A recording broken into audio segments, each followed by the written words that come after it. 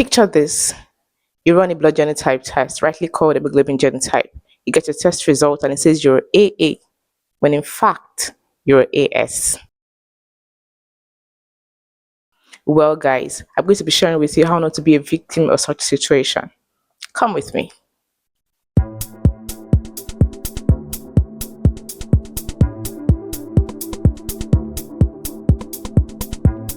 Hello guys, welcome to my YouTube channel. My name is Nima, you can call me Idera. I am a medical laboratory scientist passionate about speaking on health topics in a simplified manner.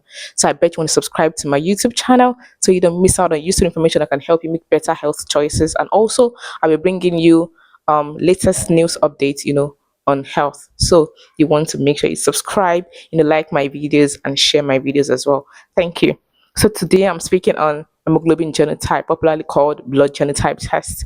It's an important discussion to have because a lot of times I've seen people go to a particular hospital or even laboratory and they do the test and they get a certain result, and they come to where I'm working, to want to rerun the test for a particular reason, well known to them or best known to them, and we give them like a different result, which I'm very sure I can guarantee that 100% of the time our version of the result is usually a very correct one because it goes through quality control and stringent supervision from our superiors. So yeah, I can guarantee that. So it leads them into confusion because why are they getting different results, two different results for the same test? And sometimes when it comes at a crucial time in their life, they have to make like really big decisions, like marriage and stuff like that, and it can even make them devastated.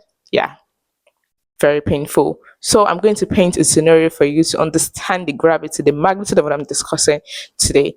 Let's say there is a guy and a lady, soon to be couple, let's say it's like a month to their wedding, and they choose that period to want to run their comprehensive test, of which blood genotype is part of it. And then they go ahead, run the test, and say the husband, is AA, and the husband to be is AA, and the wife to be, that's the fiance, is, AS. They feel like, yeah, they're a perfect couple, genotype is matched, and everything is cool. They go ahead, get married, after getting married, they have their first child. Child is fine and healthy. I mean, fit, no issues, no worries, like years later they get pregnant, and eventually they put to bed, and eventually they have another baby.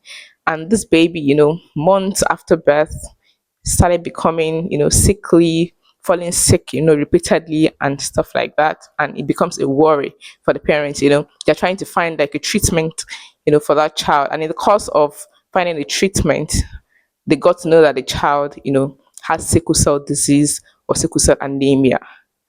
And, it pops a lot of questions like, how is that even possible? You know, husband AA, wife AS. Of course, they are good to go. I mean, they are fit. So how come they have an SS child? It begs for a lot of questions, and the question of infidelity even rises because how is that even possible? Sometimes even it questions your sanity. Like, what we know is that AA and AS can get married. So what's the issue? Is it that they can marry? It questions their sanity, their mental capacity. And even sometimes, yeah, they might think of, okay, could it be an hospital error? Could it be an hospital error? And in the course of looking for answers, it causes a lot of issues and worry in them. It can even strain the marriage while you're also looking for a treatment or for how the child can get better. So um when stuff like this happens, it's really sad, and one of the ways to actually avoid that from happening is what I want to share with you guys.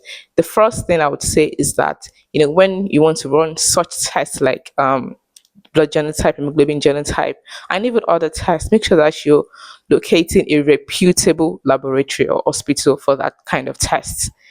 When I say reputable, I'm not talking about, okay, an hospital that is gigantic or they're aesthetically pleasing or beautiful or have a big name, or the owner of the hospital or laboratory is actually famous and stuff like that. That's what I'm talking about. I'm talking about an accredited hospital or laboratory that also you've gotten like words of mouth from people that have actually used the lab or hospital. Because usually when you want to visit a hospital or a laboratory, when you ask people around there, I bet you they can actually tell you one or two things about the lab that you don't know as an outsider.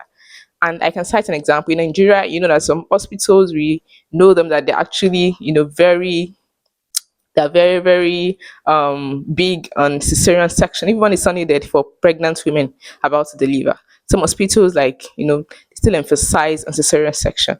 So hospitals and people, neighboring communities around the hospital can always like tell you, okay, this hospital, it's a good one. Yeah, you can use there. I've been using it for a long time and there's been no issues. People have been, recommending the hospital and you know that, okay, yeah, you can go there. Yes. So go to a reputable hospital or a lab that you know is accredited. They are big on professionalism, they have empathy, they are kind, and everything like that. Verified by word of mouth and visual proof. Like there's some hospitals that you go into, you can see the awards, and you can do the certification, you can see all of that on the wall pasted, around the hospital, even within the hospital. So ensure that first of all. The second point would be that you seek second opinion. Even though you've gone to a reputable laboratory or hospital, ensure that you still go ahead to another hospital to ensure, to verify, to confirm what you've actually gotten earlier, to make sure that yes, truly, then you can now be rest assured that okay, what you have is your true genotype test. The third thing will be that if you're looking to get married, make sure that as you get into that relationship, don't wait until like you're about to get married. As you get into the relationship, ensure that it's part of the questions that you're asking. What's your genotype? Oh, I'm AA. Oh, I'm AS. Ensure to know that. I mean, to avoid stories at touch and to avoid you investing so much time and emotions into the relationship only for you to get to know that okay, you're not compatible genotypically, and they now want to back out after you've invested so much. So it's good that early enough in the relationship, try to confirm your blood genotype. I mean, you could go on hemoglobin genotype dates. I mean, just go ahead and, instead of you just going to an eatery, you could also combine it, with hospital date just for, a checkup. So, the fourth thing I would say is that this is going to be like, how do I want to just demystify this myth because a lot of people would think that maybe the genotype changes. It does not change. It does. It's not as if like okay, you had hemoglobin A before, you had you were AA before. To simplify this, you were AA before, now you're AS. Like it does not change over time.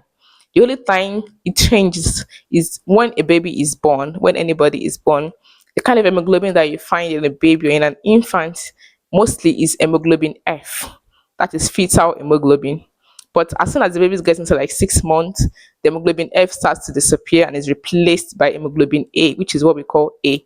So for somebody that is going to be AA, or AS, they're going to have that A in them. You're not going to be finding F at all. That is why in Nigeria, commonly the prominent hemoglobin types you have are ASC. So you can have combinations like AA, AS, AC, SS, AC, SC like that. So you want to make sure that you have it in your mind that it does not change.